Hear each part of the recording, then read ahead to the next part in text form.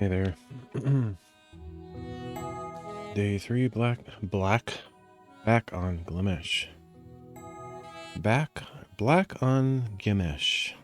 Guess what I was about to say.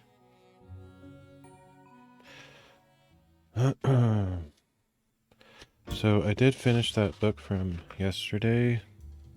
There wasn't really much left to do, but it turned out actually really well. It's not perfect, but I don't think anyone would notice at a glance. Even myself, I'm not displeased with it. Sometimes I nitpick things in my eyes, but it definitely has some little imperfections, which I'll point them out. I didn't center the text block perfectly in the cover as I was gluing it on because I was just so frantically dealing with that gluing catastrophe, which actually didn't end up turning out as bad as I thought it might. But so there's a little bit more space here on this side than there is on this side, and you can kind of see that.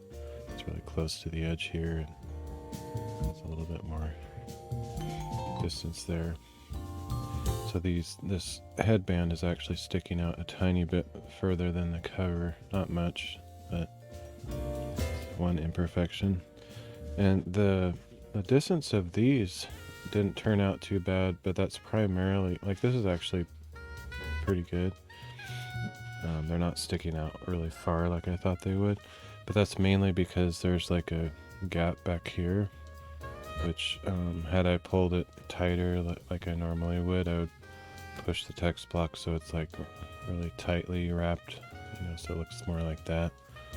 Then these would have been sticking out really far, but I kind of balanced that. I think it turned out fine. And then the other weird thing that happened is the wax paper that I put in the spine here to keep this open so it didn't get glued shut. The wax paper kind of got stuck in there, so I had to work quite a bit to pull it out of there. Otherwise, though, it turned out pretty good.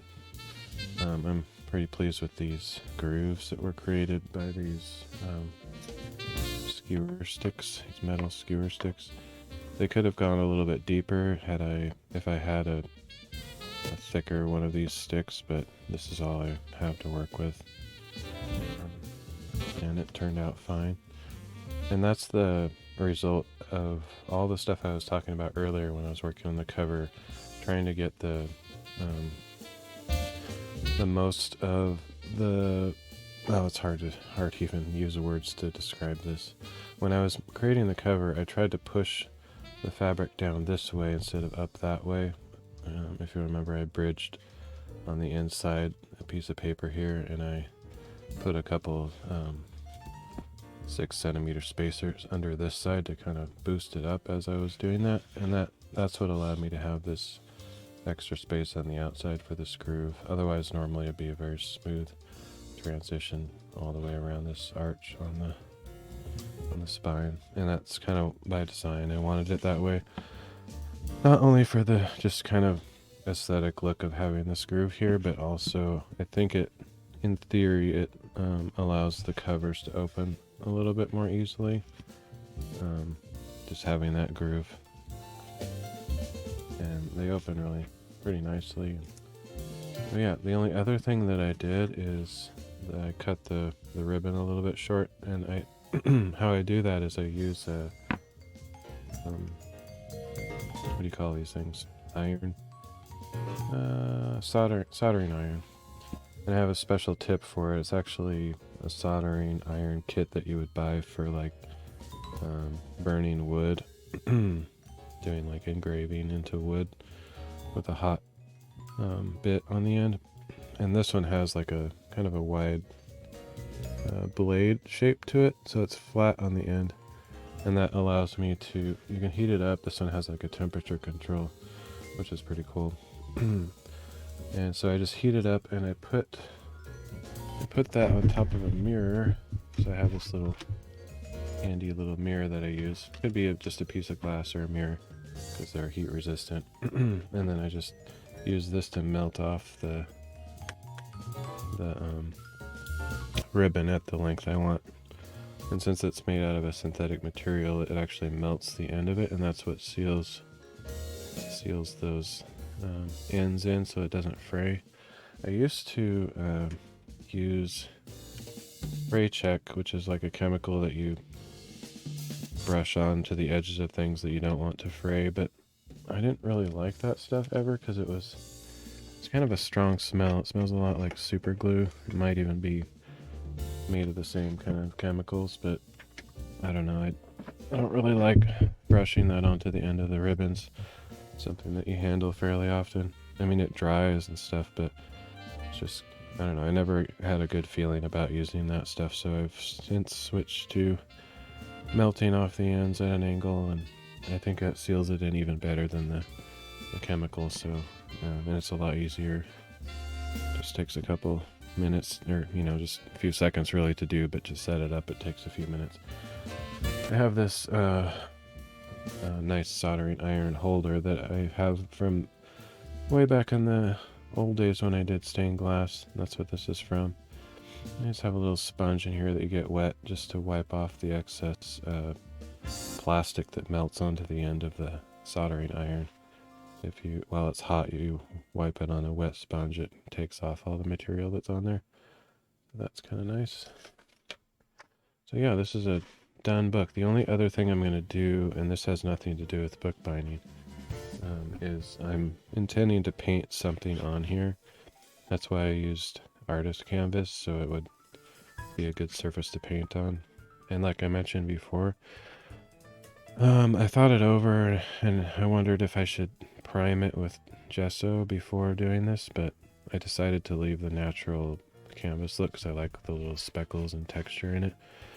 And there's a chance I may never paint it anyway, so but if I do, I think the paint will work fine on this untreated canvas. I'll just have to be a little bit more careful on how I apply it. I'm thinking to use like acrylic paint pens, which I have a set of. Just experiment with those on here. Just kind of doodle something on there, I'm not sure. But yeah, otherwise it's totally done. It turned out fine. It's not perfect, but it's pretty good for that panic attack I had at the end with the gluing was, I thought for sure I had I knew I didn't ruin it, but I thought there would be some major issues, but it actually turned out better than I thought it would. I think it looks really nice. I showed it to my mom and she liked it too, so. Okay, so I'm going to set that aside for now. Don't want to forget it though, because I have to take it to the cabin this weekend.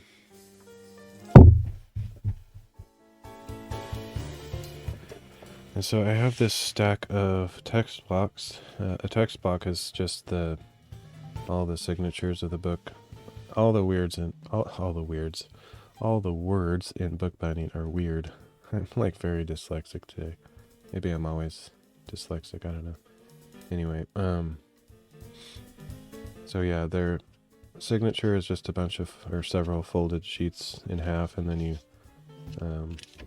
sew those together so you can see the stitches inside the middle of each signature here. And there's the stitching on the back. So that's what it looks like after I'm done sewing a book. And this is called a text block, this whole thing together. Don't ask me why it's called that. I think it's a silly name, but anyway. Or I think some people call it a book block, which I think that's a little bit more sensible because it doesn't have any text on it. Plus text block, I think of like a paragraph or something. So anyway, so what I'm going to do next is glue the spines, which will really seal these together and set their position so they're all straight and everything. And then the next step after that is to cut the edges, these rough edges that you can see. Cut those off so they're smooth. But before I can even do the gluing, I need to put these in a book press so that they're all aligned and straight in preparation for gluing.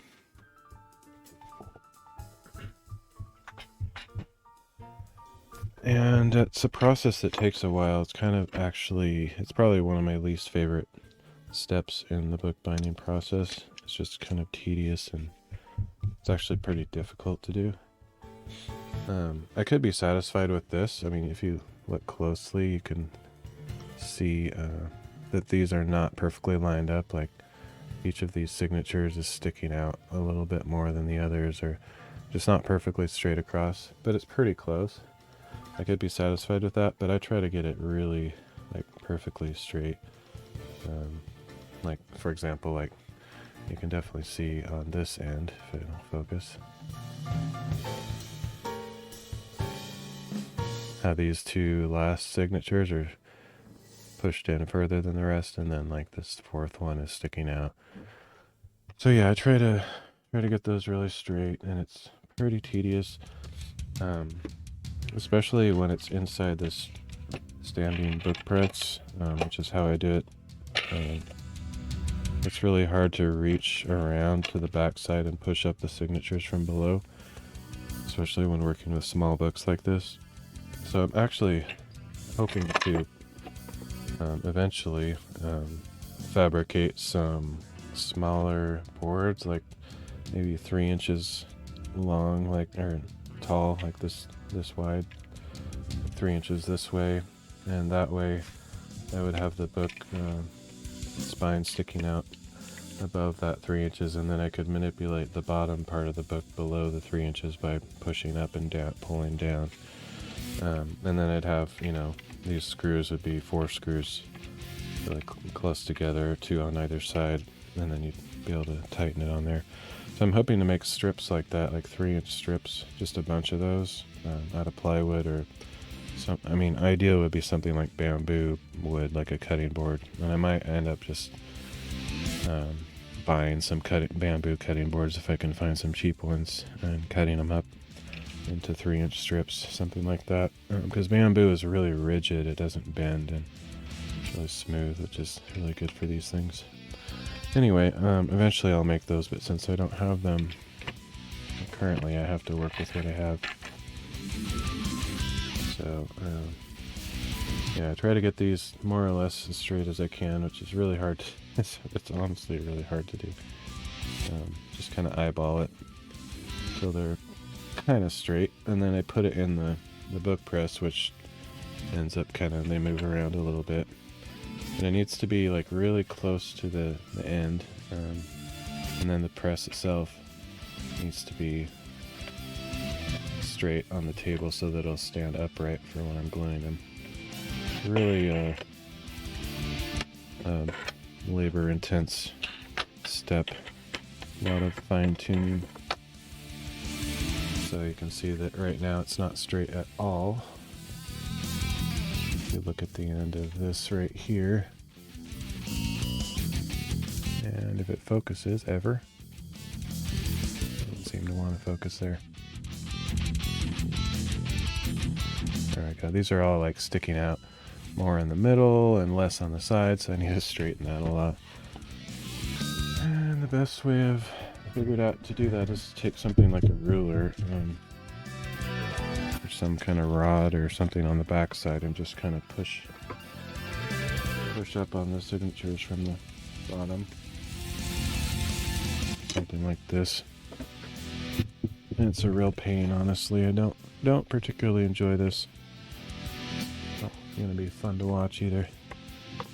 Just taking this and to loosen these as I go, and just kind of jamming up the signatures from below.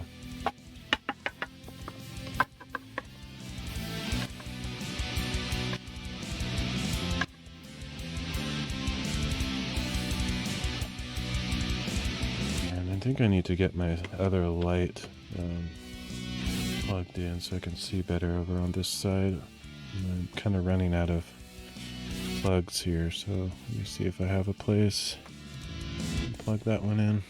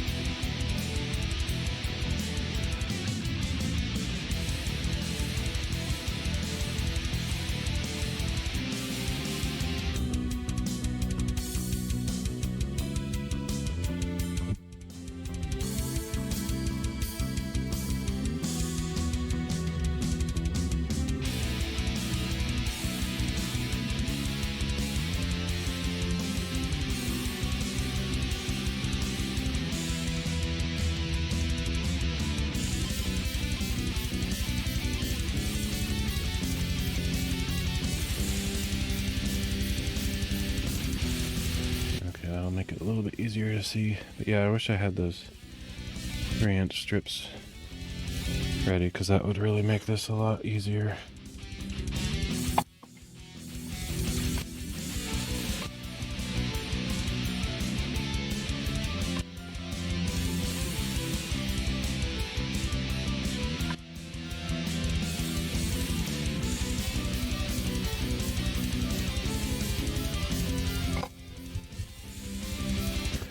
Sometimes I tried like tapping on the end to line them up in it. I've had mixed success with that. Sometimes it works, sometimes it doesn't.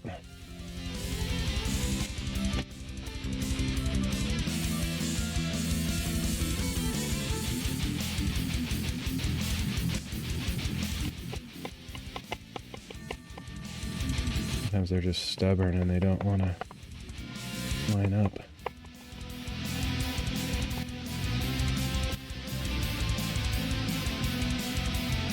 I usually have to go back and forth several times too. Like I get one side pretty straightened, and then I go and do the other side and it messes the first side up.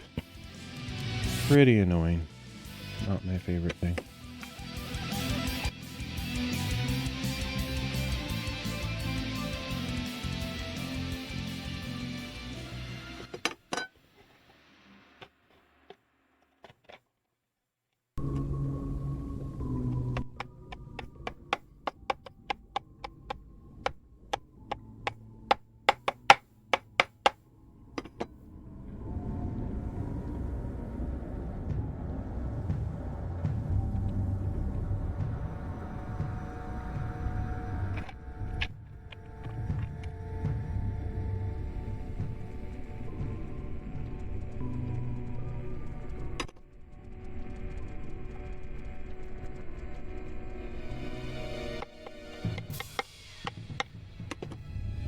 I have all the tools to make these kind of wood pieces, like these. I made these just out of plywood and pretty basic, but I could make those 3-inch strips if I had the material, the wood, but it's kind of seasonal. I don't have a proper like wood shop or anything. I just have to do it outside and drag my table saw and drill press outside, and it's just not something I get around to doing very often, so it sure would be nice to have those things. This is looking pretty straight at the moment. Sometimes it, like, you'll get it going pretty good, but it looks like there's a slight ramp to the, like, these are pretty straight, but there's like a slight variation to their edges and stuff. I'm just trying to get that as straight across as I can. But it's actually kind of ramping, like instead of being straight across like this, it's like ramped to one side, and like it's really difficult to, it's all about eyeballing it. There's no like tool or a special thing to line it up. I guess I could use a square or something, but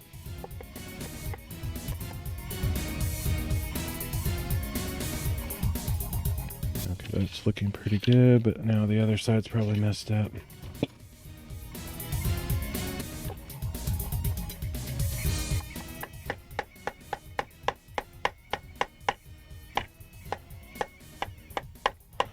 So I'm already having a little bit of frustration with uploading to YouTube like I did 3 years ago, and I haven't really done it since.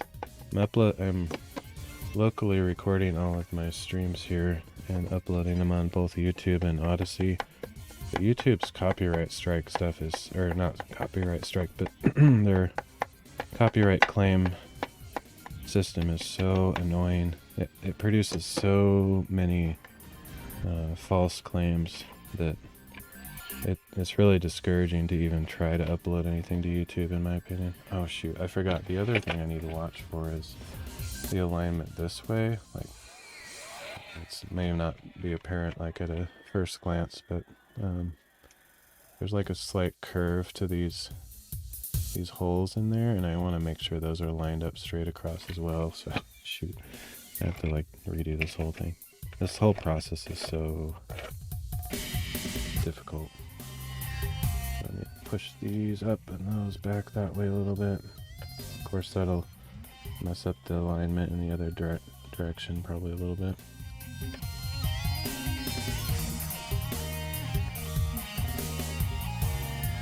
This is just the perfectionist side of me.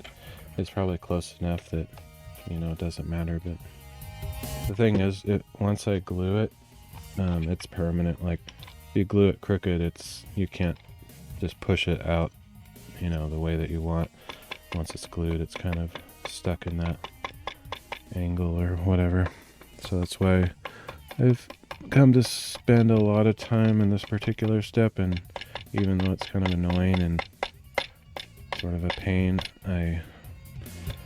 the few times that I haven't done it properly and I don't spend the time, I'm always regretting it. I'm like, man, if I would have just spent a little bit more time aligning those, it would look so much better. So I do it.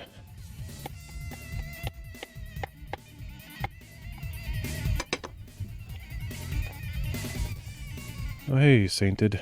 How's it going? Sorry I didn't see you right away. I'm so used to not having anybody watching that when somebody shows up, it's like, what? There's somebody here.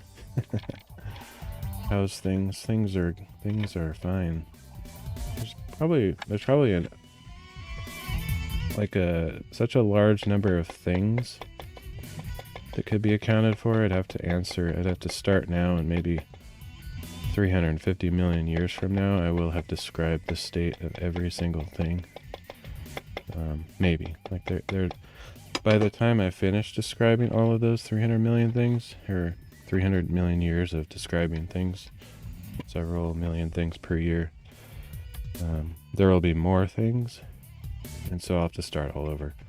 So I guess I better get started, but you probably didn't actually mean that. It's probably some kind of expression I'm overthinking, but I don't know, maybe you did mean that. How are things with you? Okay, this is looking pretty straight. It's not perfect, but I have to like give up at some point and say it's good enough. Pretty stinking straight on both sides.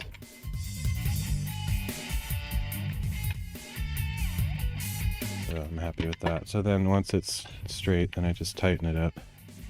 Doing good, nice. Sorry, I have a weird sense of humor, if it can be called that. And once this is straight, I just tighten up all four sides so that it's not going to move. And then it's ready for gluing, but I'm not going to glue them today. I'm just going to do the boring task of tightening them up, aligning them, and then I like to do kind of an assembly line process where I get several books in the same stage, and then like the reason I do that is because I have to get glue out and get my brush all dirty with glue, and so I may as well do that step for several books at a time rather than one at a time.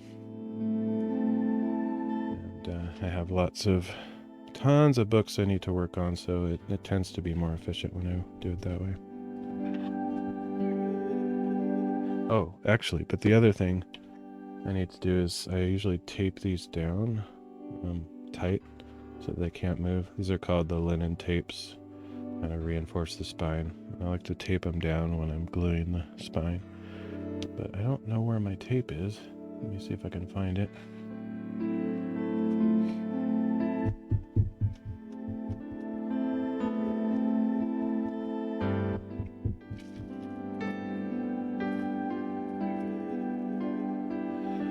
So how are you doing? I already asked that, but like, are you a streamer?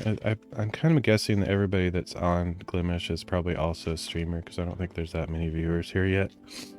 Or there kind of were for a while, and we're in a little bit of a lull, but I assume you're probably a streamer too. And so what kind of streaming do you do here, and how long have you been around? Stream here, but I bounce around a few channels. Cool. Have you been here since the beginning?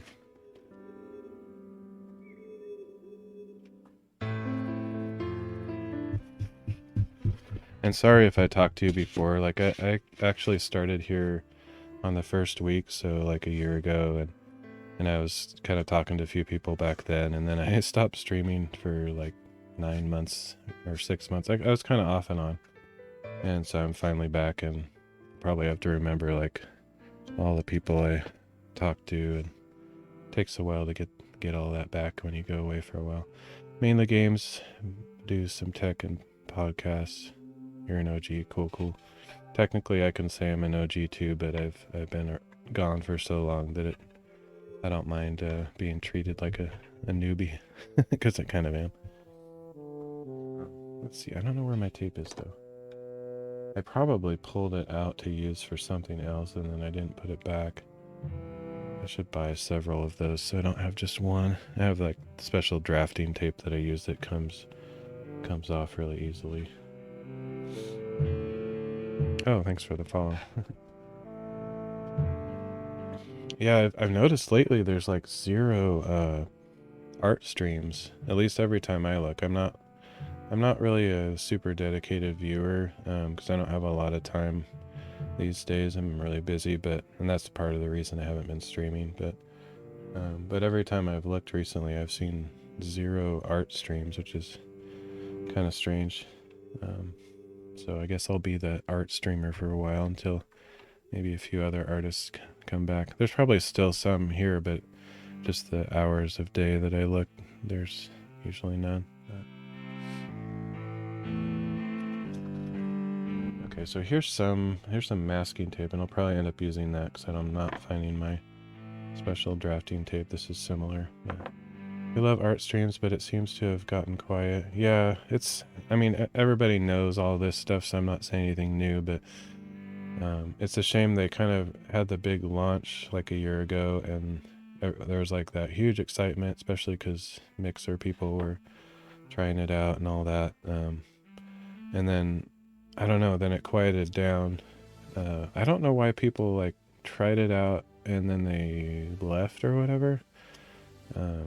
I guess I kind of did that too, but that's only because I was already streaming on another platform, and maybe that's the same story that everybody has. They were somewhere else and just trying this site out, and then they went back to wherever they came from. I don't know. But yeah, it was pretty hyped up at the beginning, but it seems to have settled down quite a bit since then. But honestly, I don't care, because most streamers want to grow their stream and get a big following and eventually, make a full-time money on it or something like that. But that's not what I'm trying to do, so I actually kind of like the slow vibe or whatever. It's totally fine with me. Like the last 2 streams I did, I was on for 3 hours, both streams, and I didn't get a single viewer the whole time, so I'm like, that's fine. It is fun to have somebody to talk to here and there, but I'm actually kind of shy. I don't do well with crowds, so I would never want to be on Twitch or YouTube or somewhere where there's a bunch of people. So I kind of like it this way. Most streamers are too focused on metrics and not the good old stream. Yeah. But I totally get it though. Like, if you're wanting to succeed, like as a streamer, you gotta go where the people are. And it's just unfortunate reality. I mean, you could try to build them up and bring them to a small platform and whatever, but if that's your main goal, then it's pretty hard to try to build from scratch. But yeah, I don't necessarily put them down for choosing whatever they choose. I just know my priorities aren't the same as theirs, so I can be totally happy with a tiny platform and not be stressed about numbers and dollars and stuff. So okay, so this one's ready to go. So next one. This takes so long.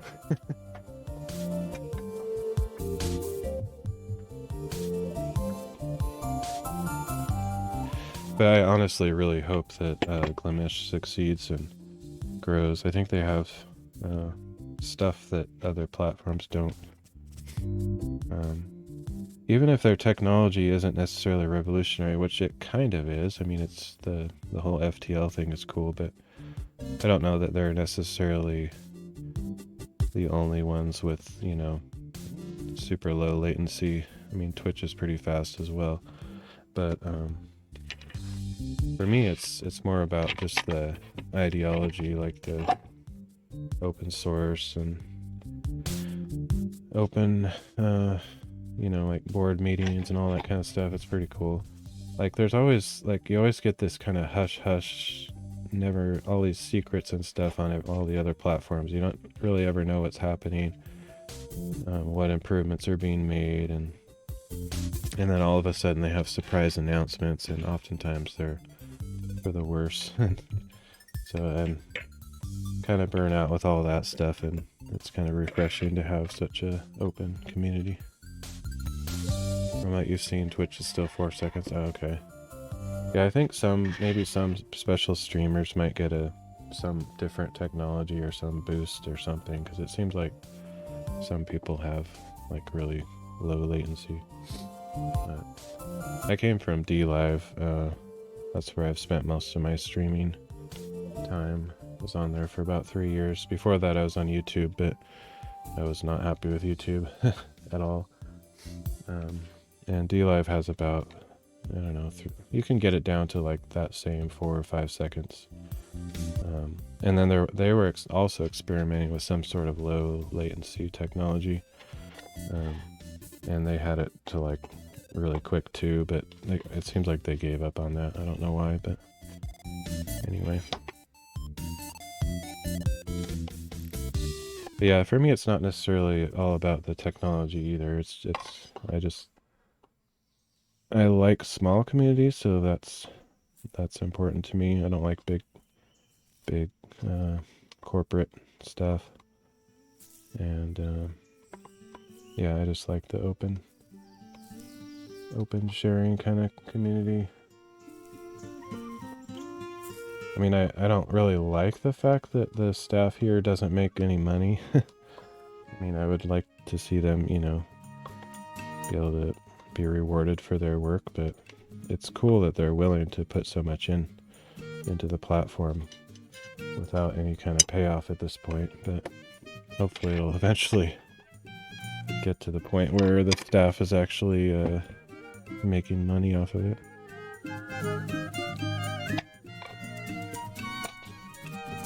But that kind of dedication is cool to see. But I could definitely see them burning out. Like, I've gone through severe burnout myself in my career and stuff, so I could see them just being like, okay, I put 2 or 3 years into this and I'm not seeing the fruit of my labor, then, you know, I don't know how long they can go without rewards. I had a friend that was part of a startup like that, a tech startup, and he wasn't getting paid either. He had like stock rewards and different things like that, and then the company never ended up succeeding. So like all that time he put into it was, I don't know if he would say it was wasted, but it was just kind of a shame when things didn't work out.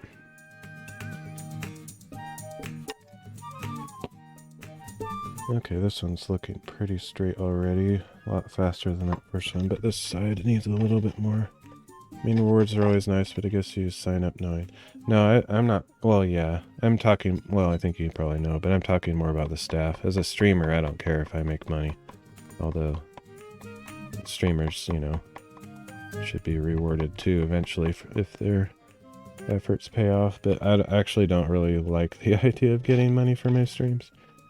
I always feel guilty or weird when somebody donates. Like on DLive, they have crypto-based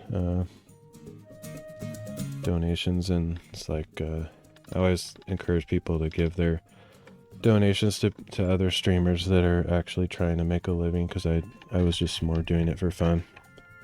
So yeah, but yeah, I feel like realistically though, they knew what they were signing up for, but they also had a dream, you know, like their dream probably was to eventually make a job out of it, because they all have to have like other careers which divide their attention. So yeah,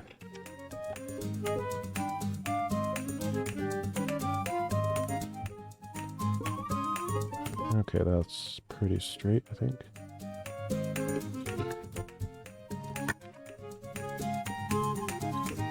I mean, I wouldn't do it. I mean, honestly, I wouldn't do what they're doing. I wouldn't put, I wouldn't have that much dedication to use my trade skill to do an open source kind of project and not get any money for it for thousands of hours of work. It's just, that's more dedication than I have, sorry to say. So, I do hope that they eventually get higher income for the site to the point where they could actually, you know, get some kind of hourly wage for their work.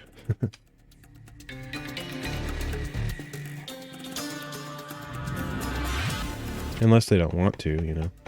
Some people are just that interested in programming and whatnot that they just do it as a fun hobby, and maybe that's what those guys and gals are like. I don't know. I don't know any of them personally. Just seen some of their names thrown around in board meetings and stuff. Seem like nice people though.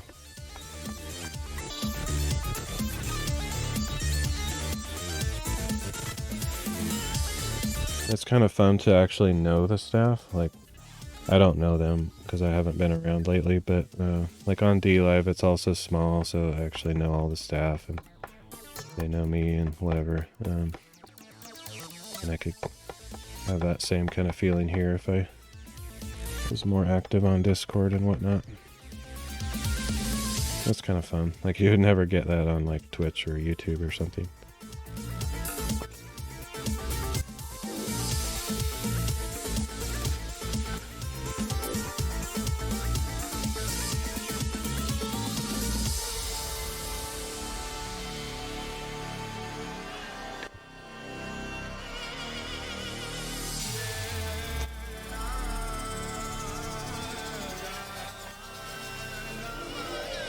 Oh, that whole copyright thing though on YouTube is so frustrating. I'm not talking about like a valid, you know, streaming or uploading legitimately copyrighted material, but just like their automated AI copyright claim labeling system is so messed up. Oh my goodness.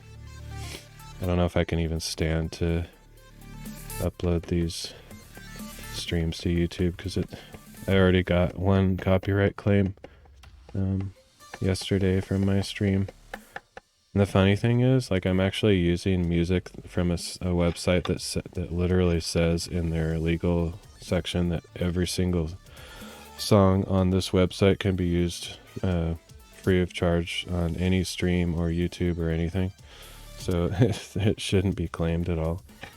But it doesn't really matter because their system on YouTube just automatically thinks it detects something and sends a notice to people, and it's just it's stupid. It's the stupidest system ever. And even like Stream Beats, which is the most famous service for that, made by Alpha Gaming, I think his name is. He like created this whole system of everything on his site is free to use for streamers and YouTubers. Like, he even on his site has said that they're battling the YouTube algorithm because he's specifically given everybody permission to use the music from his service, and they still get copyright claims on that. It's so irritating. And the problem is, if you get a copyright claim or a strike, you can't get rid of it. There's no way to get rid of it. So, very annoying. I thought about just having no music on my streams, but I'm like, it's so, I don't know, it's too quiet. Like, I might have to eventually if I keep having that happen, but I don't know, we'll see. Maybe I could just listen to music while I'm doing my bookbinding, and my viewers I could just encourage my viewers to listen to their own music while they're watching me if they're interested in watching. I don't know. Just stupid. But my first experience with YouTube copyright thing was it's the most ridiculous thing ever. I started out doing piano practice on YouTube. And so here's the deal. Not only was it my piano playing, so I'm not like playing somebody else's music, but I wasn't even covering like commercial music. I was covering, because I was just learning, so I was doing things like Mary Had a Little Lamb and like 100-year-old folk songs that don't even have a copyright. Literally every single song was from that category, and I got dozens of copyright claims. It was so ridiculous. And so I found that experience infuriating, and so I gave up on YouTube. I'm done with YouTube as far as streaming goes. Like, so yeah.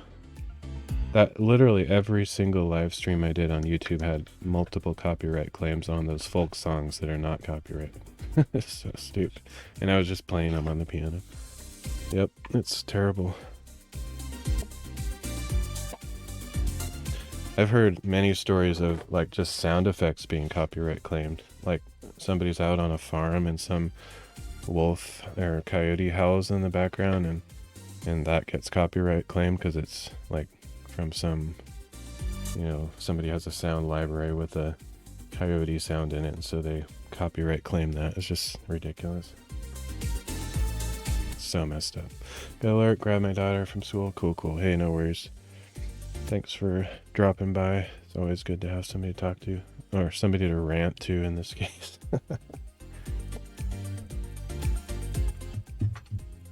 I'm done with my rant. So. Yeah, have a good one.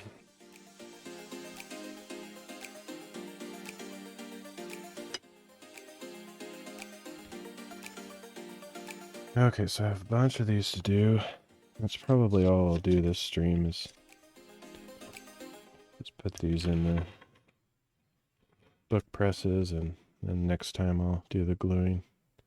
I don't intend to stream very long today because I have to work tomorrow.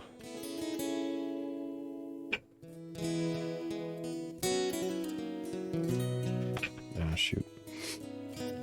Yeah, this whole process would go a lot smoother if I had those 3-inch wood strips I was talking about earlier. It's really hard to manage in these bigger boards. I just gotta remember to check the horizontal alignment. Make sure those sewing holes don't look skewed before I turn it vertical.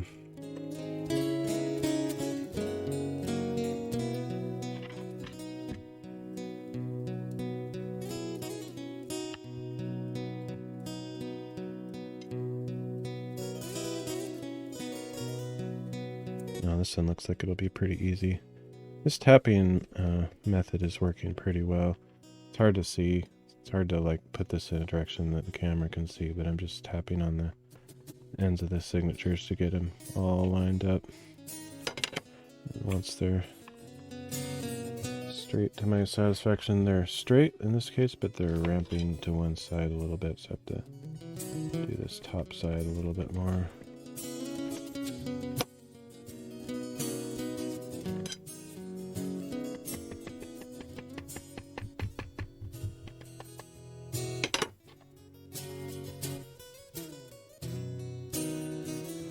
Once they're straight, then I just tighten that, and then I do the other side.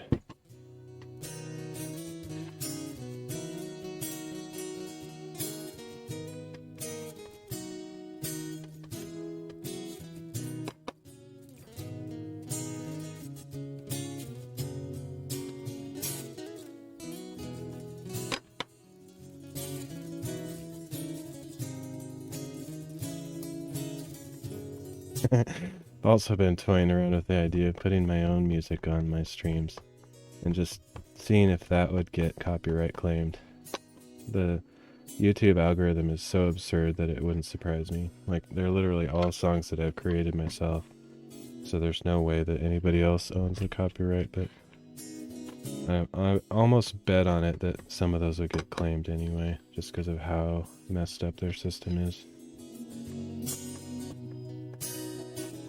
But all my songs are like just joke songs, like pure nonsense. So they're not really even music. They're more just like short little goofy things.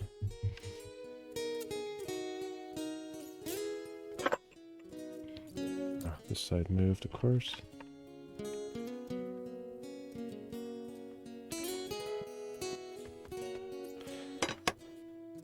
Basically, I sing. I don't do it so much anymore, just have to be in a certain mood, but I sing when I'm driving, and I just come up with pure nonsense lyrics, and have a audio recorder that I just record while I'm driving. And they're all like 10 seconds long, just total junk.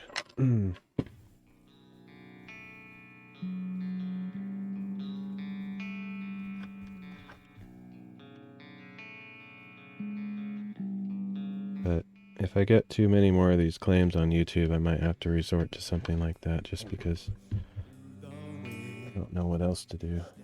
I'm actually doing everything right. I'm using copyright-free songs. Actually, this one, even though it's copyright-free, since it has a voice in it, I'm going to skip that one. Because the one that got claimed was also one that had a voice in it, so just to see if that makes any difference.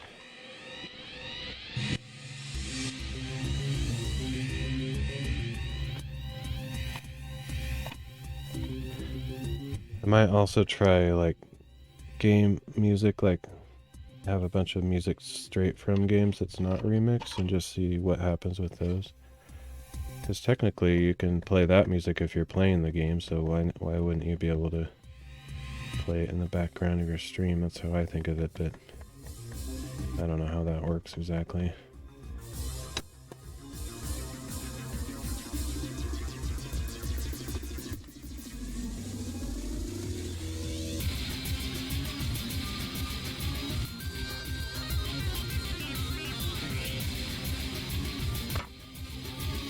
Okay, that one's pretty straight now. Just tighten it up and do the tapes.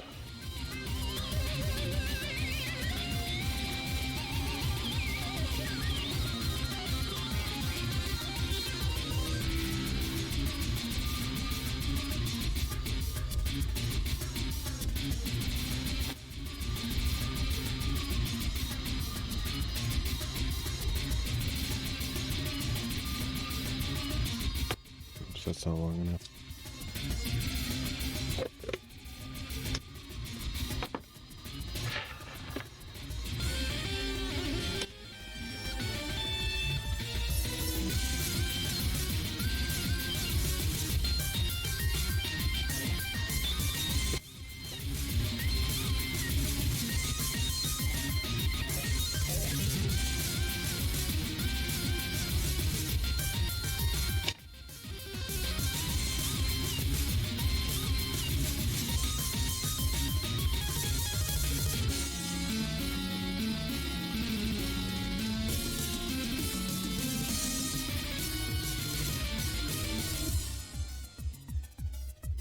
Right, 3 down. Gotta take a quick allergy break. Allergies are out of control. I'll be back in a minute.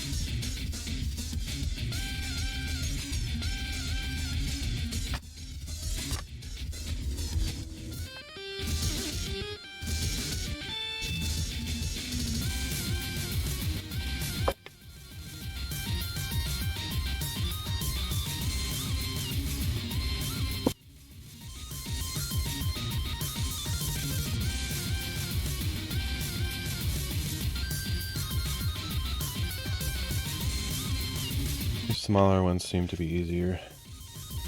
Well, yeah. I think the more signatures there are, it's not really about the size of the book, it's more about having a thicker book. So maybe the dimensions this way are not very big, but if I had more signatures like that, it would be more challenging. But these thinner books, pretty relatively easy to do. Get lined up.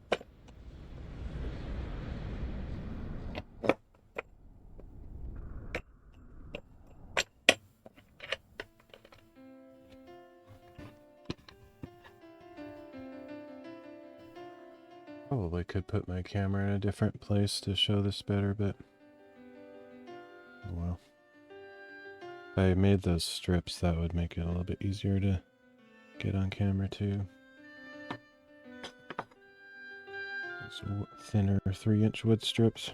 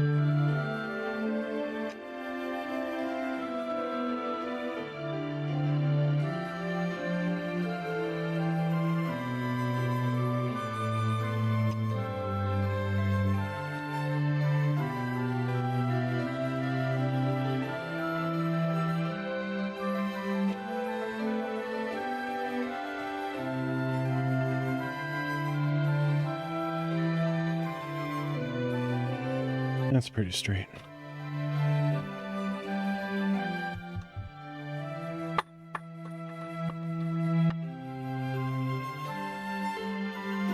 Ironically, my stream actually has a little bit of delay. It's probably like, I don't know, half a second or so, because I purposely put a render delay on some of my sources because I was trying to synchronize the music effect, like the music visualizer with like the audio and all this stuff, and the only way I could figure out how to do that was using a render delay. So I'm kind of defeating the whole FTL thing, but that's alright. Still pretty low latency.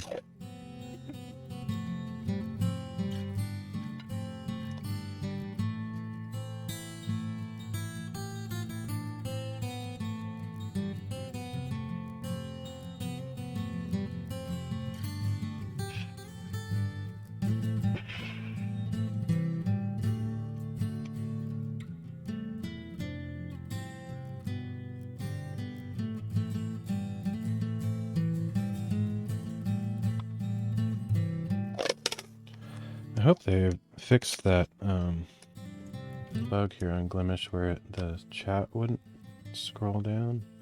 I would imagine they fixed that a long time ago. Remember when I first started, the chat scroll bar would get stuck in one spot and not all the way at the bottom, so you'd miss a bunch of messages. I'm pretty sure they probably got that fixed. I have a fix for that in my little overlay CSS that I make for my stream. A little bit of absolute relative positioning stuff fixes it for my side, but I'm guessing it's probably also fixed on the website.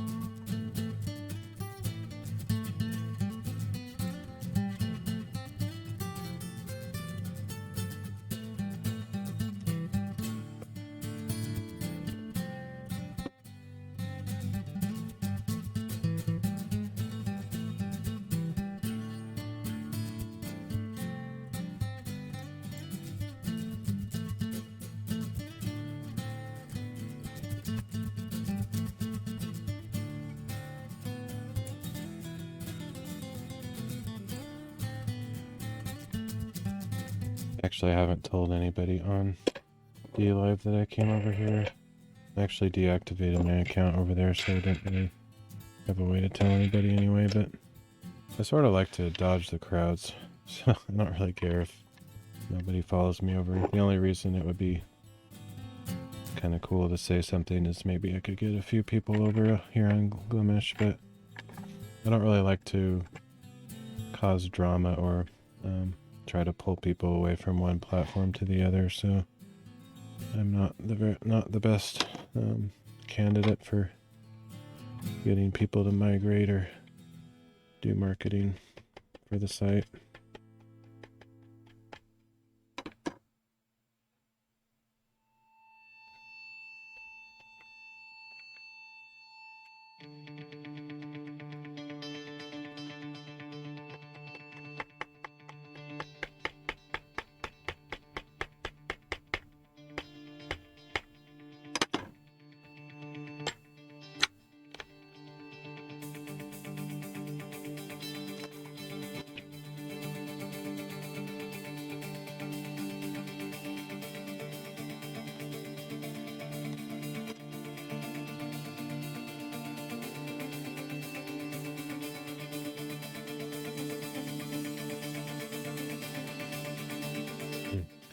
That far bottom signature is seeming to want to stay stuck out, so I'm gonna do a little manual intervention here. Sometimes I have these really thin rulers, and I can stick that on the inside of a signature and like pull it in a certain direction. If I put it on this second one, for example, I can pull that one out, so it's just sticking inside the signature there, and I can use that to pull it out against the one on the bottom, which seems to want to stick out further than the rest. And then I can tap them again and get them straight.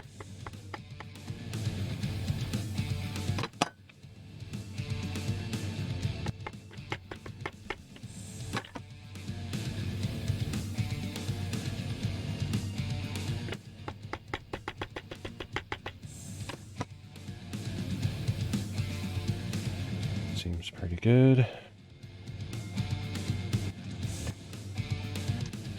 I might have to flip it over and check the other side because it usually moves.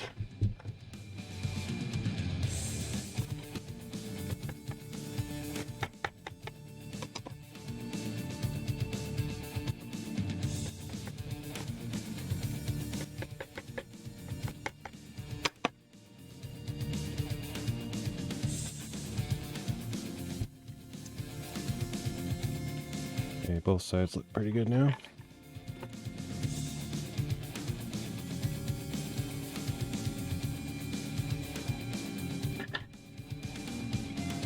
Right now the top is skewed. I don't know if you can see that, but there's holes. Instead of being like perpendicular, they're more like that angle, which is annoying. I'm gonna fix it. If I notice something, I like to fix it. Sometimes I just don't even notice, but if it's so off that I notice it, then I try to catch it before it's too late. I'll have to redo this one.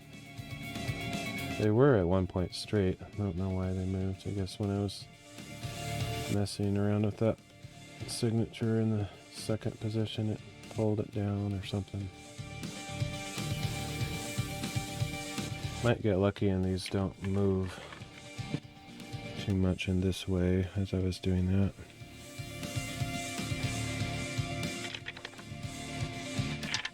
It still looks pretty straight. I think this side moved a little bit.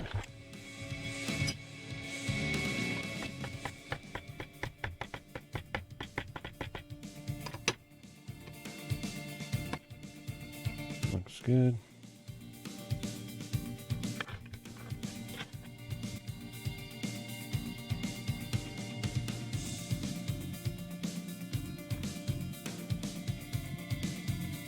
Not perfectly straight across this way, but it's better than it was. Kind of see those holes in the signature. Pretty straight. You can see a little bit of jumping around on these little two holes there, but it's close enough.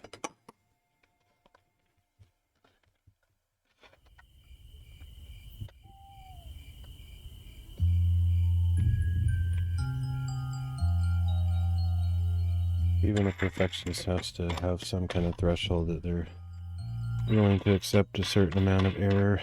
Otherwise, it's never ending.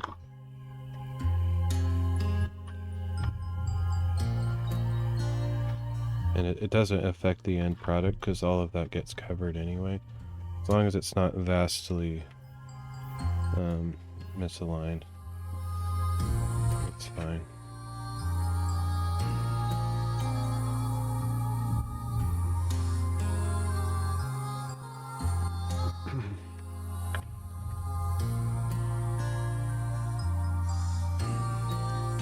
Other bookbinders that I've watched videos and stuff, I don't think they really take this much attention to detail. So I'd be in good company if I was a little bit less detail oriented, but I just like to do as good of a job as I can.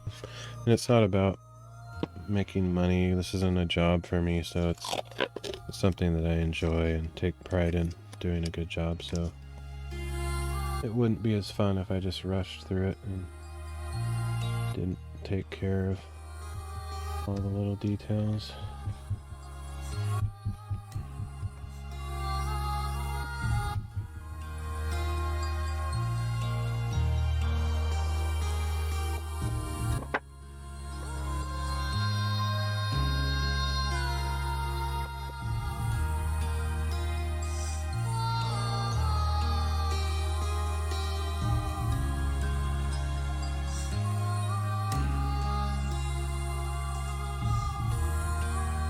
Alright, looks like I have 3 more in this stack, but I probably have like 60 more up on my shelf that need to have the same done. Okay, so this one's going to be a challenge. You can see it has a bunch of signatures, and it's just thicker, so trying to get all those aligned should be more chore.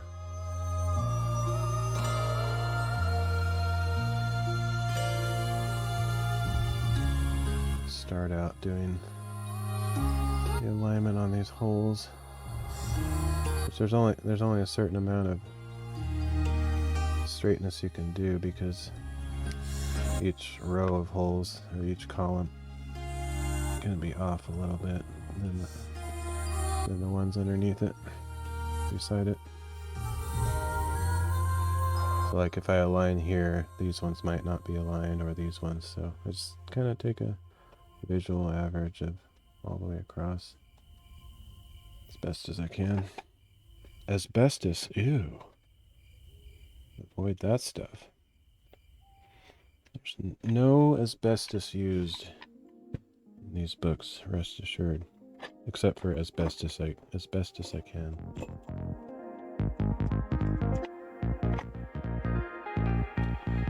You can see how not straight that edge is, so it'll take quite a bit of adjustments.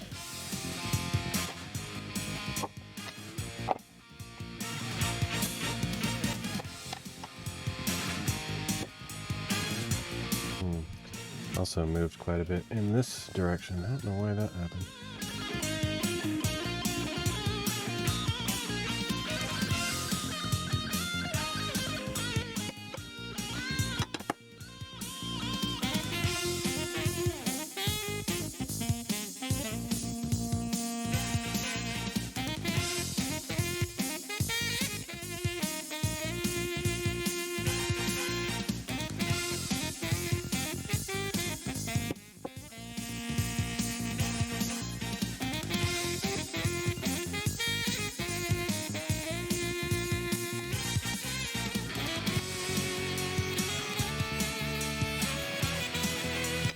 Yeah, this one's going to give me lots of trouble here.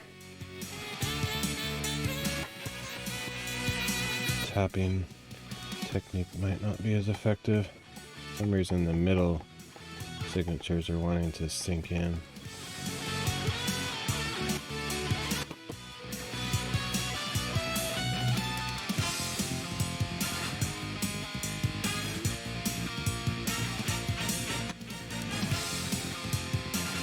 It's looking pretty good there.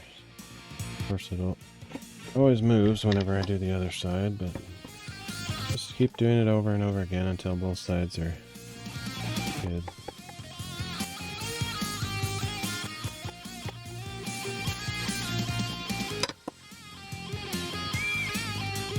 This has that same problem as the last one, where the second signatures, or the very last bottom signature, is sticking out a little bit further than the rest. So my little trick of going inside the next one and pushing it up past the farthest one.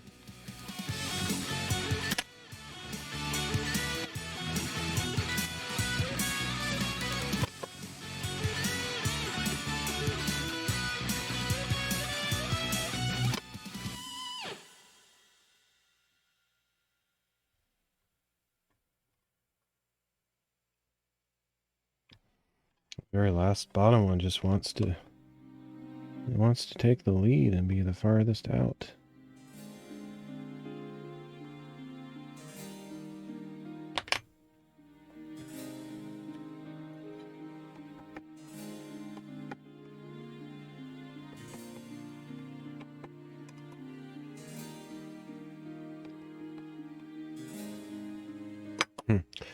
Usually what that means is that I did the sewing too tight on the very first signature, which happens occasionally. Try to do a really loose knots when I'm doing the sewing, but sometimes I do it a little bit too tight, and then those signatures stick out a little bit further because the knots are pulling them outwards. Or knotty, you could say.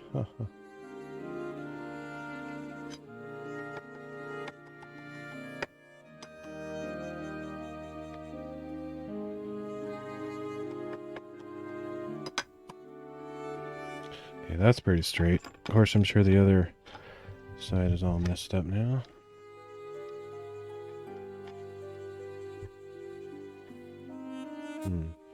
Curved a little bit when I did that.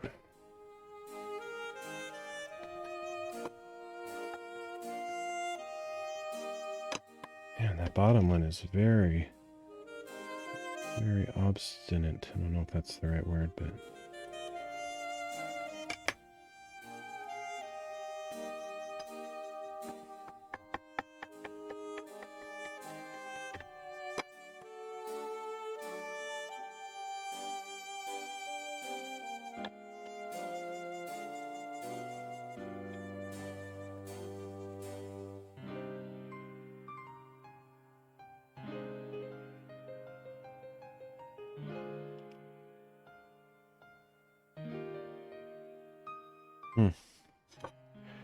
Very difficult.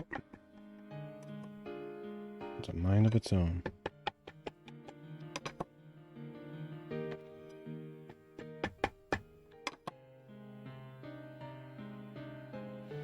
Might just have to accept a little bit of imperfection in this one.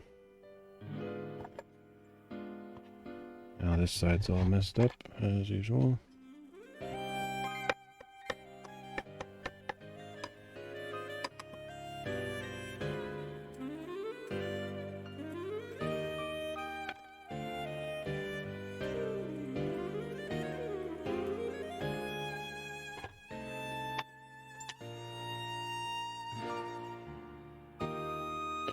And this side's messed up. I need those 3-inch strips, that's for sure. It would save so much time on this process.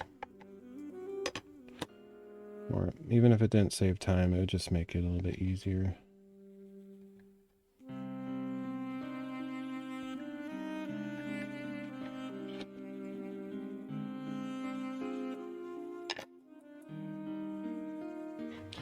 And yet again, this side moved, of course.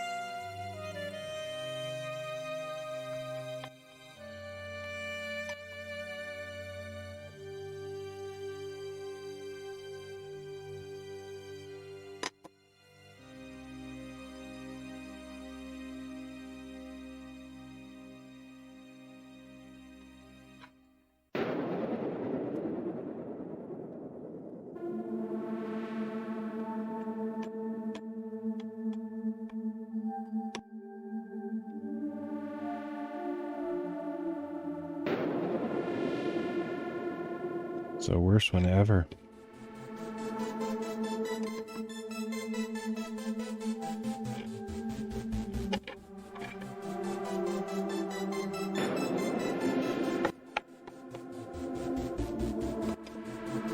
That bottom signature is the worst signature in the universe. Doesn't want to stay down.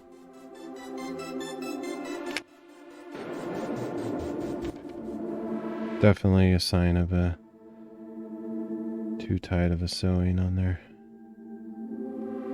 Might push it down. I'm just gonna submit it. It's going to submit to me. I'm gonna push it down ridiculously far, stretch out the thread a bit.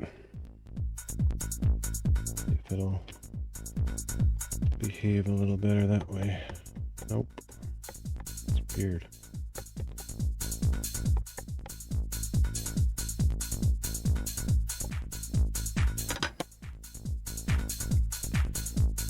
Just gonna have to let it be.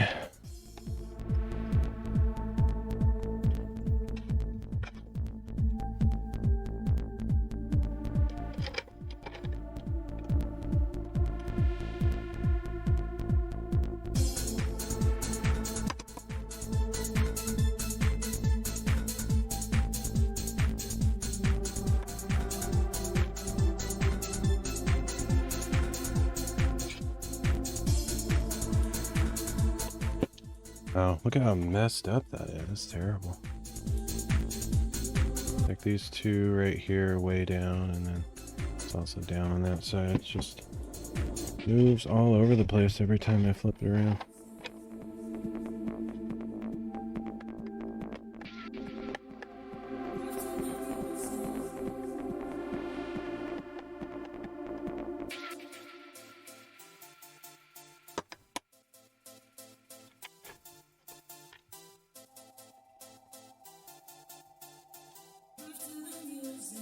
Okay, now they're both pretty straight. They're not perfect, but I don't even want to look at this top part, see if they shifted around. We did a little bit, but you can see this, yeah, I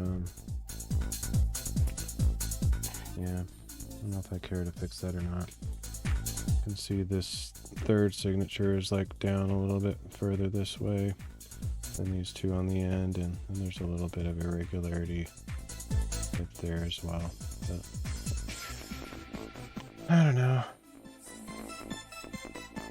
I think what I'm going to try to do, this is going to open up a can of worms. I'm going to move this farthest signature down a little bit to this direction because it's pretty far off. It's going to mess up the alignment in the other direction, but that's alright. Just keep working at it. Patience is a virtue, I guess.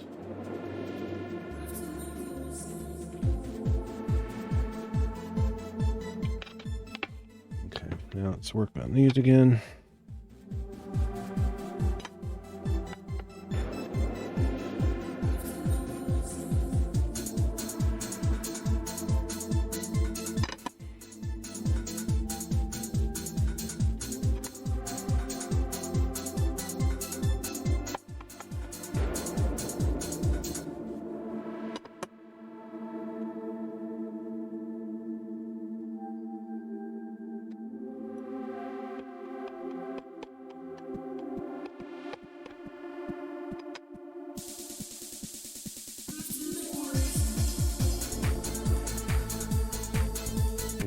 I'm gonna start over. I'm not gonna getting nowhere here. This is the worst book I've ever seen in my life.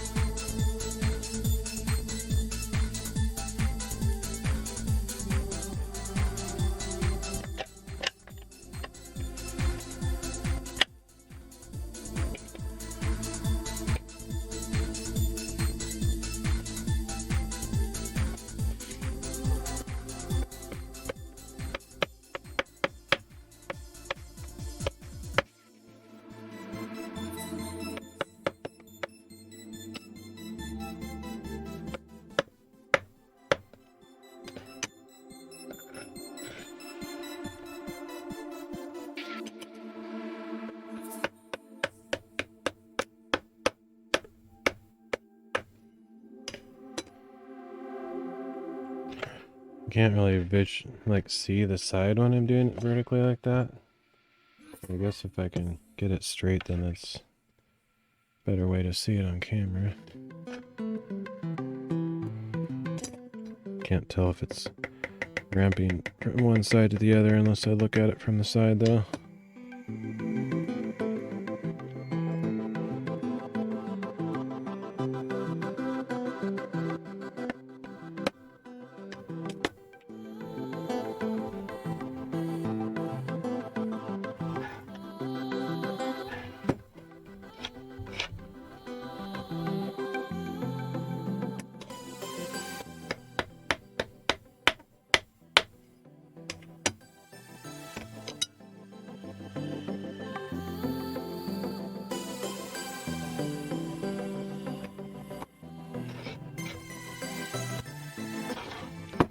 That's definitely ramping on that one.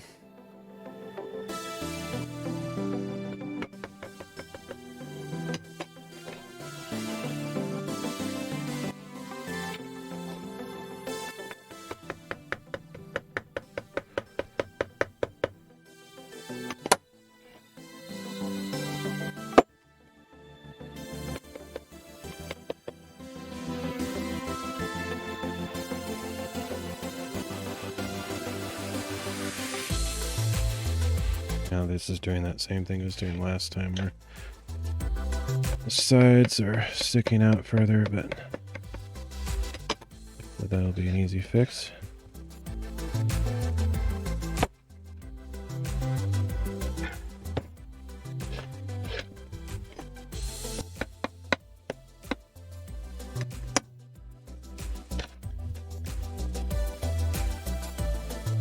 I think I might try doing it that vertical way.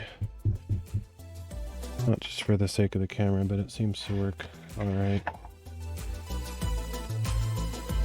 These holes aren't perfectly perpendicular. Probably see that there, instead of being like straight across like this, they're a slight angle like that. But I'm gonna say it's good. Or am I? No, I'm not. I'm gonna fix it.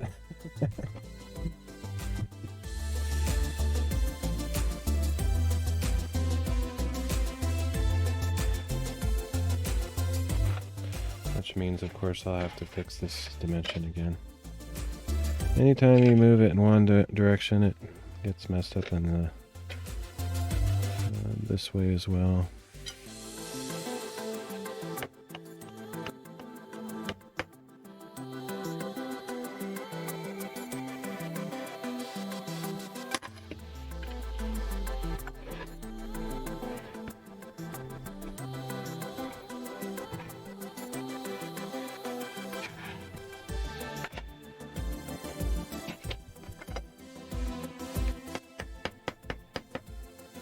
This is looking pretty good though. I think I'm getting close.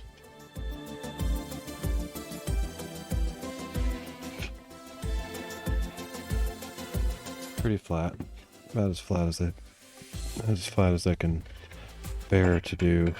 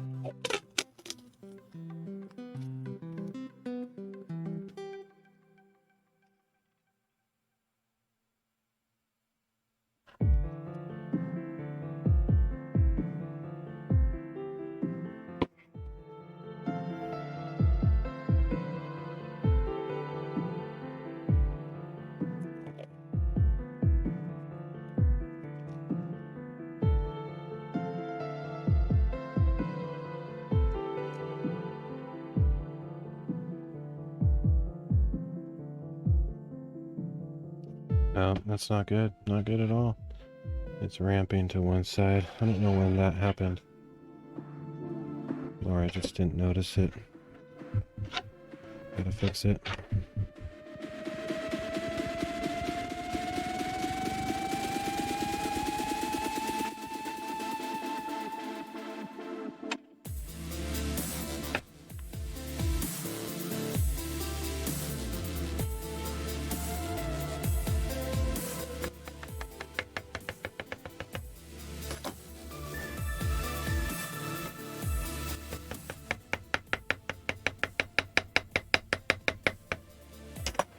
Could probably create some kind of machine to like tap it, almost like one of those things they use in the blacksmithing, smithing a sword, and they pounded on it with that machine.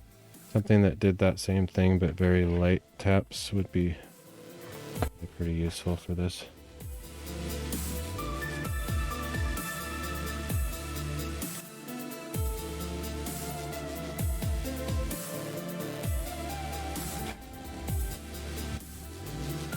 Or some kind of AI software driven thing that actually has a camera on the side and looks at it and sees that they're not lined up and just taps it more until it's perfect. Super high-tech solutions.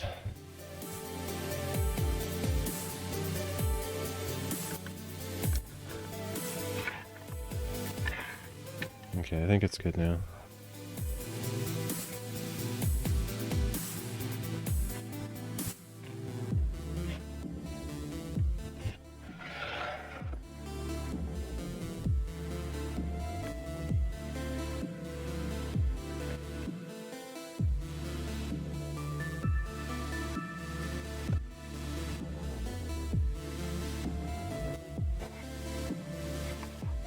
Yep, good enough, I think.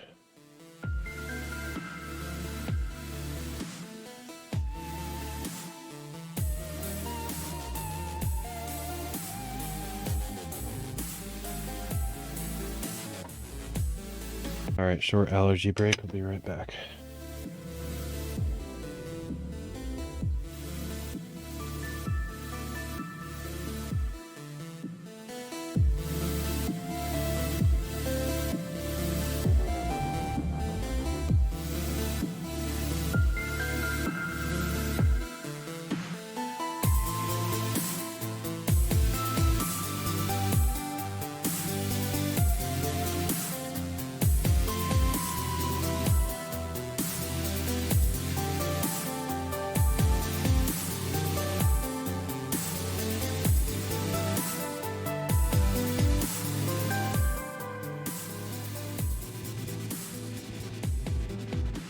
Okay, 2 more books to go. These are thin ones. Actually, this one's kind of medium. Well, not quite as thick as that last one, but that last one's thin. It'll be easy. This one will be a little bit more of a challenge. But I can't imagine it'll be hard as that previous one.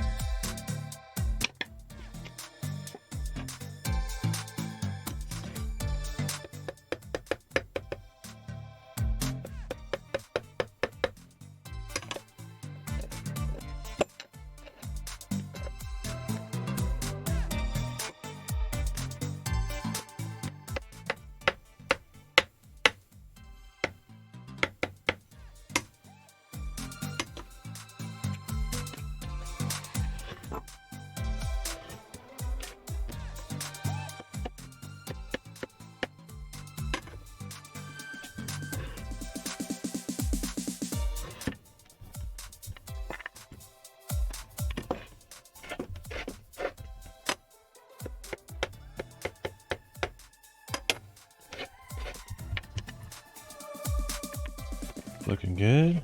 Might have it already. Yeah, I think I'm happy with that.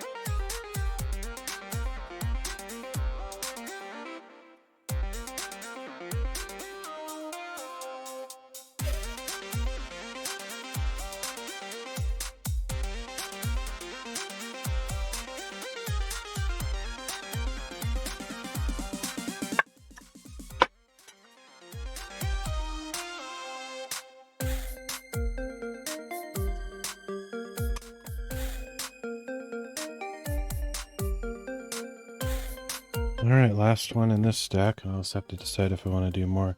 This one will be quick because it only has like 5 or 6 signatures. Fat, chubby one, so it should be pretty easy to do, in theory.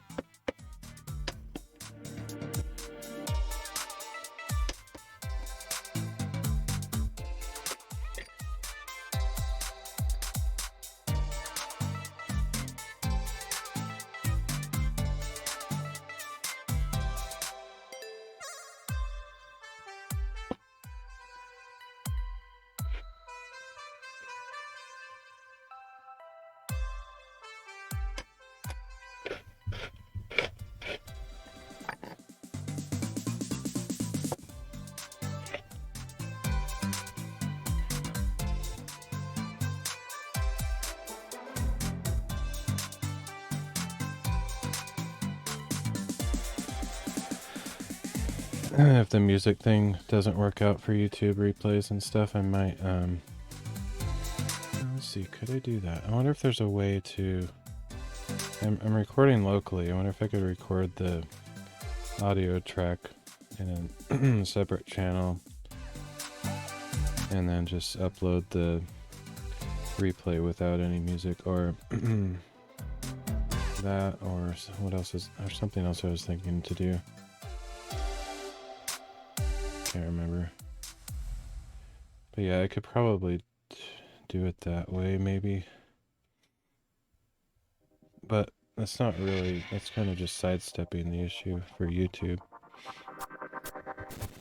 Which technically there isn't an issue because I'm not using copyright music, strictly speaking. I mean, it's remixes of video games, but the site where I got all these songs for, all the authors that upload to it agree to the terms of service, and all the songs are free to use for YouTube or streaming and whatnot. So.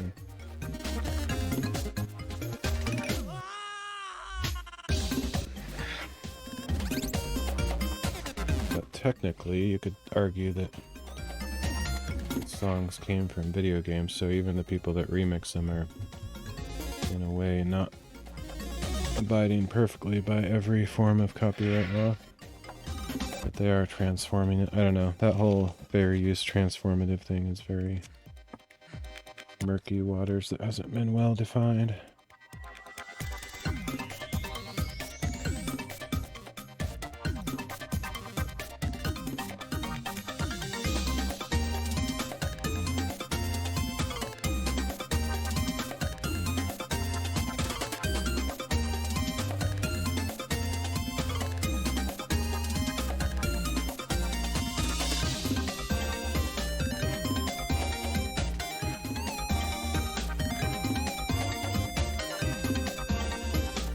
But eventually, if Glimesh grows and they eventually have like VODs and stuff, then it'd have the same, potentially the same issue eventually. I mean, it's probably a long way off, but in theory it shouldn't matter anyway because it's copyright free. But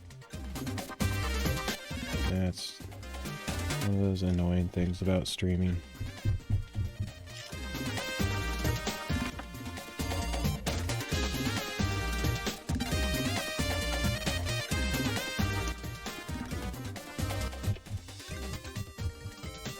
Okay, how long have I been streaming? Let's see. Hour and a half about. Almost midnight.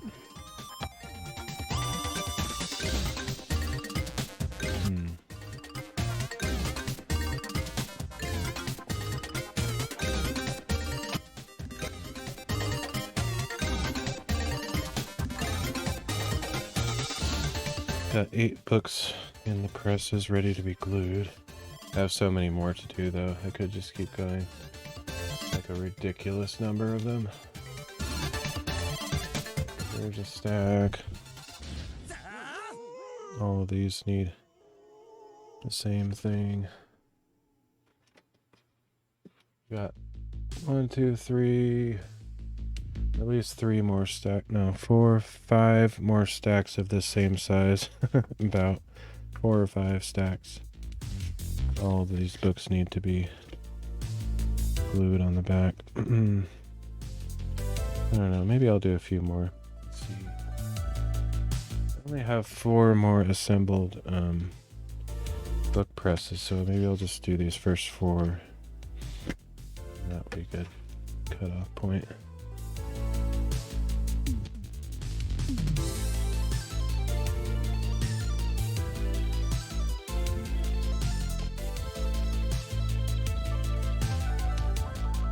I have about 30 of these book presses total, but they're not all assembled. Some of them are just flat boards without the nuts and bolts going through, so we have 4 that are ready currently.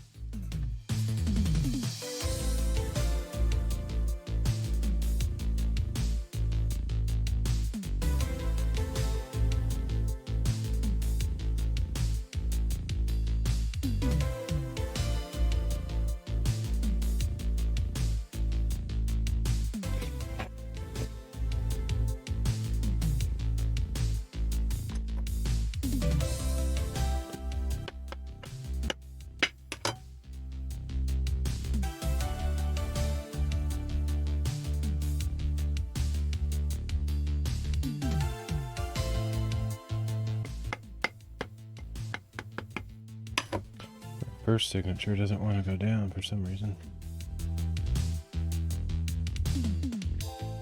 Probably sewed it too tight.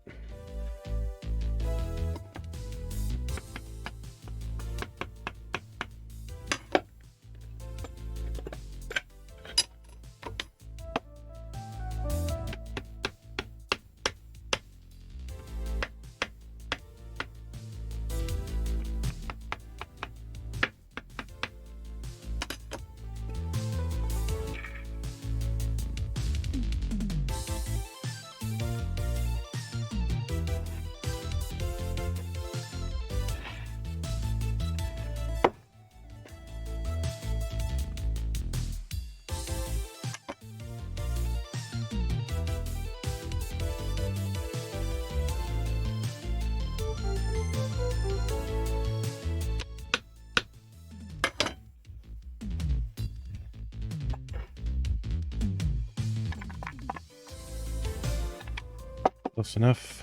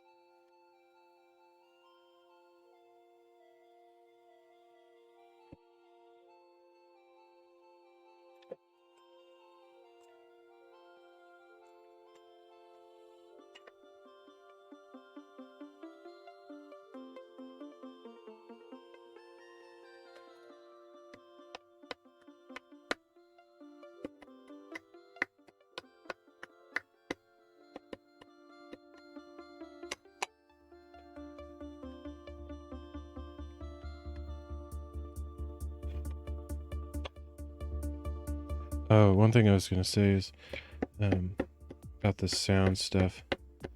I currently have a lot of filters on my microphone. Well, not on the microphone physically, but in OBS for auto ducking of the music and whatnot. And I also have like a noise reduction and stuff so that not all of these little noises that I'm making in the room sound on the stream and stuff. But I could just turn all that stuff off and do, I don't know, some people call it ASMR or what, but I could just let all of those little sounds come through in the audio of the stream. I even have I'm using a dynamic mic right now, but I have a condenser mic I could use and it would pick up even more of those little sounds in the room. And then just instead of playing music and worrying about the stupid copyright stuff that I shouldn't have to worry about, I just have the audio for my activity come through of it. So that's an option I'll consider if I can't get over the copyright thing. False copyright claims.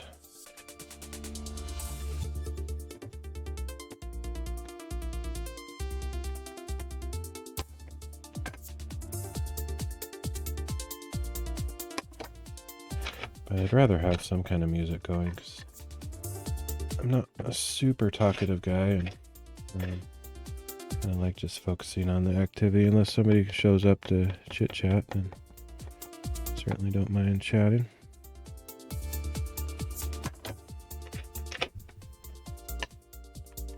But when I'm doing kind of a repetitive task like this, there's not a whole lot to say.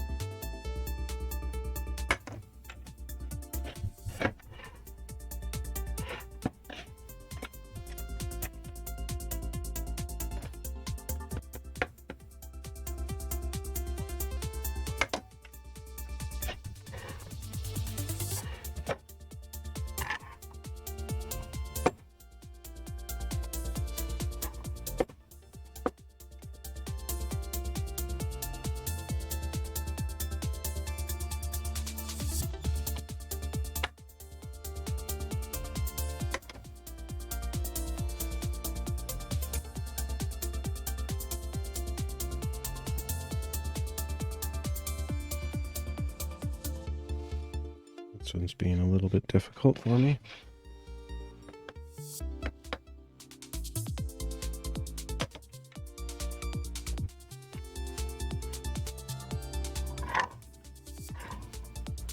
Getting close. I'll just push this side down, and if it doesn't move out of alignment, it should be good.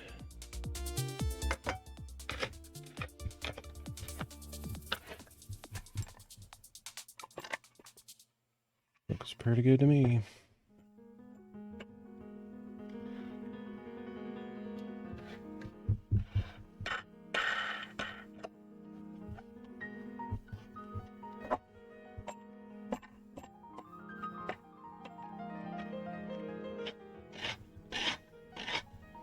Some of these sounds are kind of probably annoying to people anyway, especially this grinding of these wing nuts probably isn't that pleasant.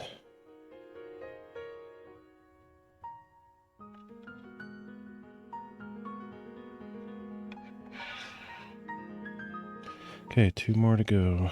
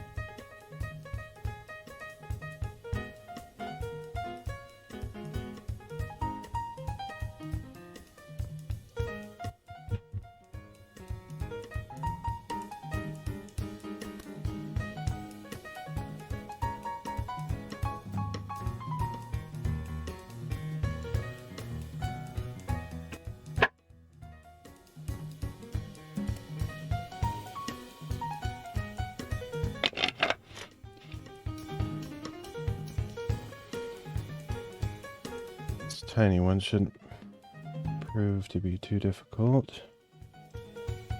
Keep forgetting to take these labels off.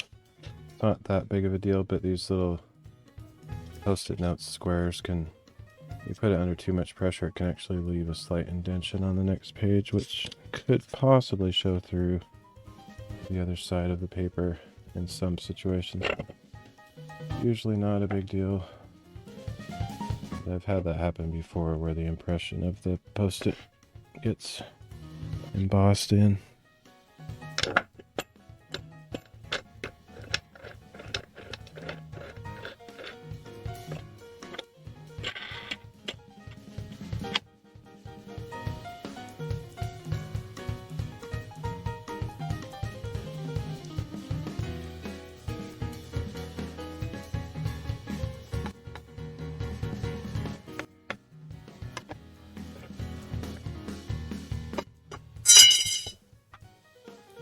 Oh, whoops.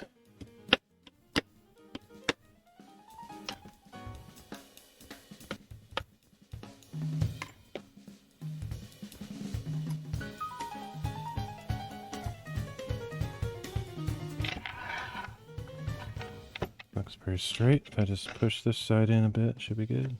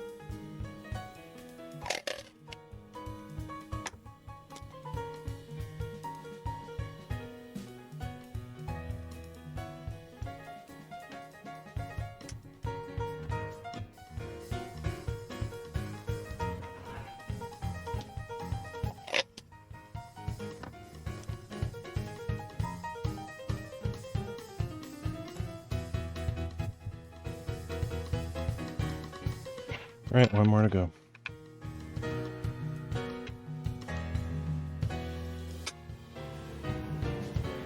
This is my first book press I ever made. It's really nice because it's made out of a bamboo cutting board like I mentioned earlier. I like to get more of these. This kind of board, so strong and sturdy, it doesn't bend at all. Like some of my plywood ones, you put this in the middle and you put pressure on the sides and it actually squeezes in on the sides and bows the boards a little bit. It's not enough to cause any issues, but I just like how sturdy these are. You know, it's going to clamp pretty straight on there. I'd like to get, if I can find a cheap supplier of these bamboo cutting boards, I'd buy a few of them and cut them down to those 3-inch strips for this purpose. I think it would be a lot easier to work on these. The only problem with this is it has rounded edges here, so this doesn't lay flat on the table to keep this upright, kind of wobbles around. That's the only downside to these things.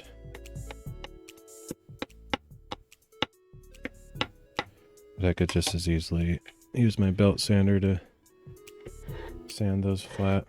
Well, presumably. I don't know how sandable this bamboo board is, but in theory I could do that.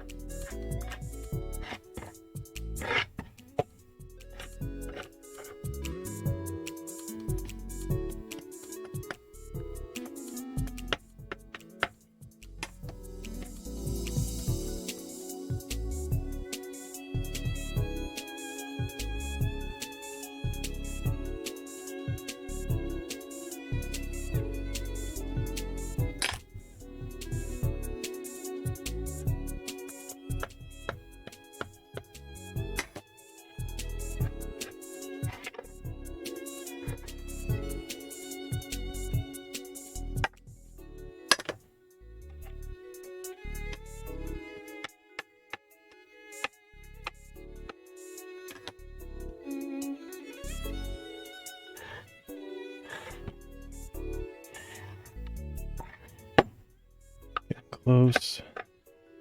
This one side is ramping up a little bit. Let's flatten that out. Be good.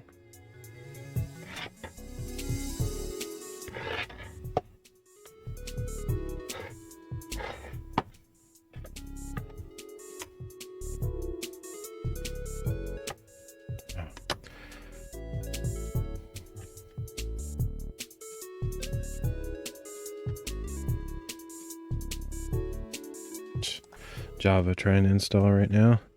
That's weird. Usually it asks if I want to install it.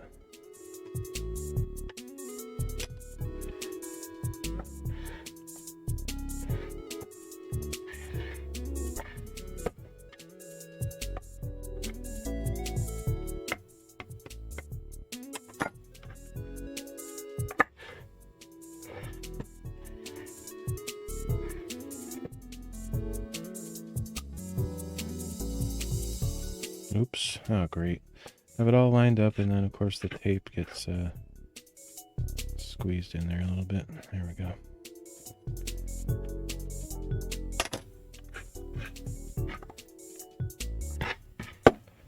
I have to straighten it again.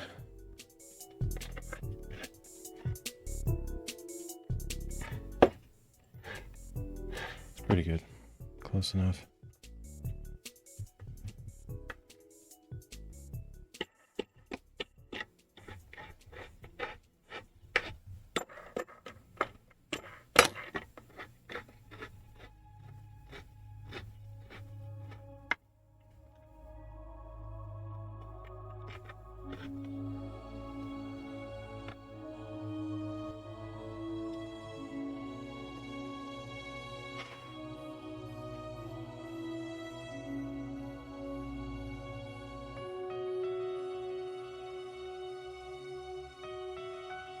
Yeah, it doesn't want to stand up because it's not flat on the edges. I should probably sand this one down. Be nice if it could stand up easily.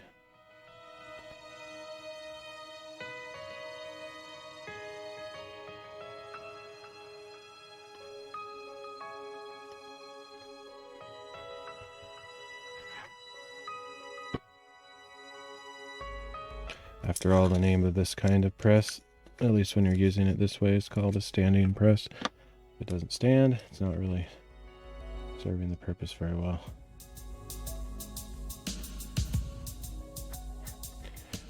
Alright, that's the last one. How many do I have? 1, 2, 3, 4, 5, 6, 7, 8, 9, 10, 11, 12. 12 books ready to be glued, and I'll probably do that next stream. I don't know if I'll have time to stream tomorrow night or not, but if not, it'll just be some other day.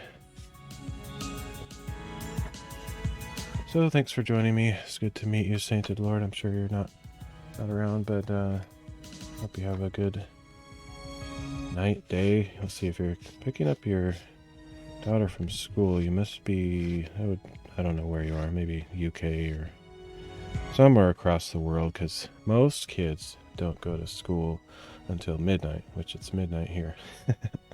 Anyway, I will catch y'all later. Thanks for joining.